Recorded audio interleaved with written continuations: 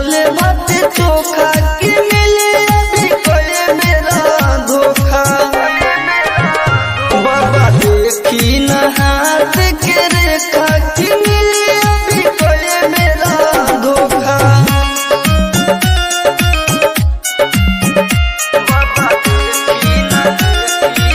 Mix by AG recording studio.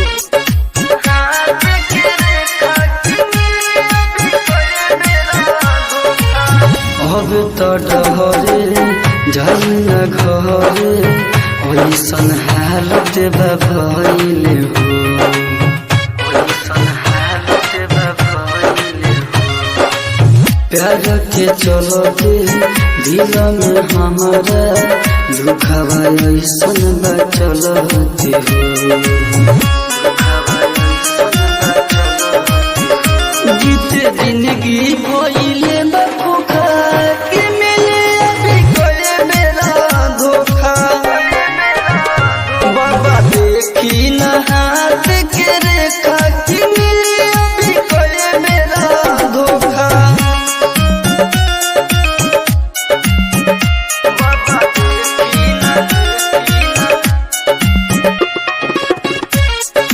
हाथ के रेखा के मिले अभी कोई मेरा धोखा। अब तो जिंदगी बीती कैसे यही से परेशान बनी, यही से परेशान बनी।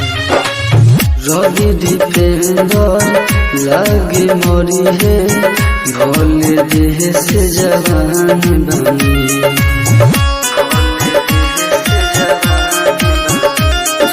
सरवन का कहता के रेखा के मिले अभी कोई मेरा धोखा।